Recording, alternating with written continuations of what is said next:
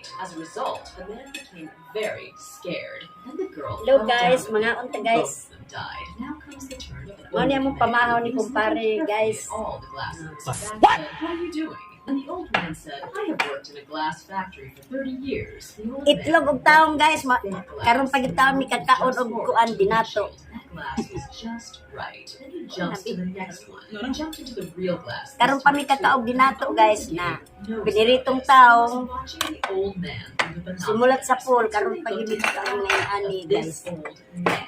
And they find out that this Di old apay man has itlog worked in nga a glass torta factory for 30 years. o bunlis That's nga the buwan. edge, turning off the lights Nagi- there. Because of this old man Kuan. did not recognize the real glass. And Toast. we only have 1 minute left. Friends, subscribe to the channel and press the bell button to Toasted. watch the This lady just lost her husband and child. When a paper Mana mo flew into sudan, her guys. baby's bed. But when she reached inside, she found a drawing that her baby had made when he was still alive. Di na This git struck her yan with guys. sadness as she shed a tear. But when it dropped on the paper, Yummy. something magical happened. A Yummy. baby bird had hatched Yummy out kay of the guys. soil, Kay leaving the lady shocked as she overcook. watched it eat some paint. Paigod This made kayo. bird eggs. So she made a blob of paint when the bird ate it as well. She then made it a branch to sit on. Morning When she put the pagkaon paint sa bucket down, Pinoble it style, fell guys. and splattered over her favorite memory of her Karon child. pagid mi Over nakakaon time, she nga ni. continued painting a paradise for the bird as it Tao. grew older and older.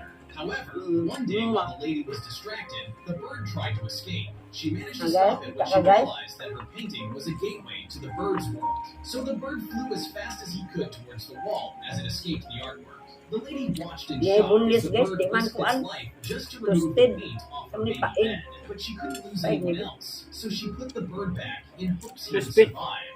Crispy nga This lady gi just lost her sunog. husband and child.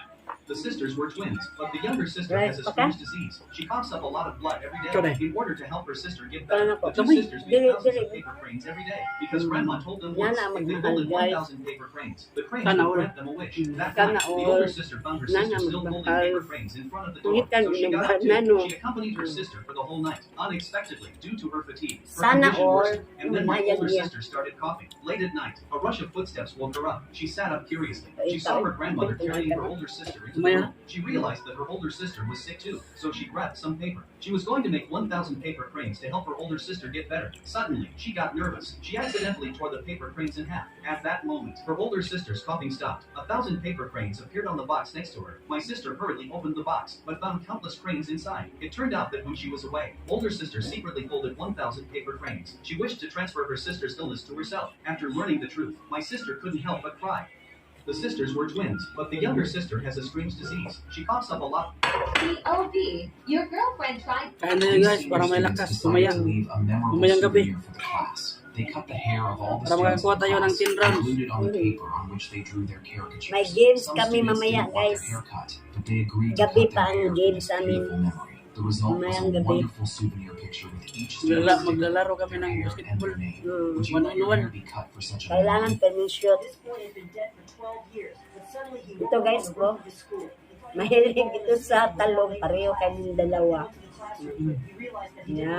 recognize anyone there. Yan ang At that mga moment, the teacher walked in and was surprised to see him wearing an old uniform that had been discontinued kinagat 12 kong years ago. kamay ko The guys. teacher thought he was there to cause trouble and told him to leave, or he would call security. The boy was confused and ran out. Ganyan of the din building. kayo guys, sana all. He saw the date displayed as Dapat happy lang. 2017. Kahit may happy lang. problemang dumating.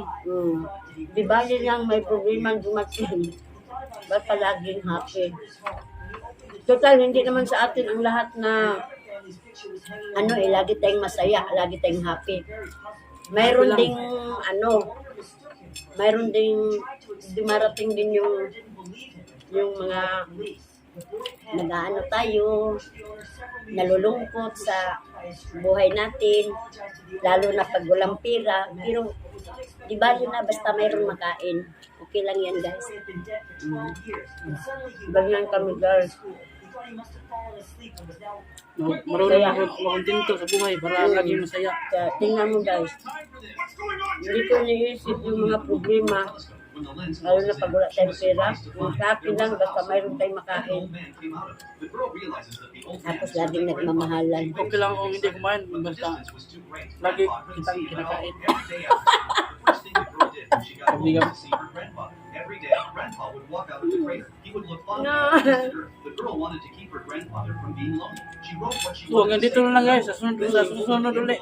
paper airplane. Susunod ulit, To the sky, guys. but the Ingat. paper airplane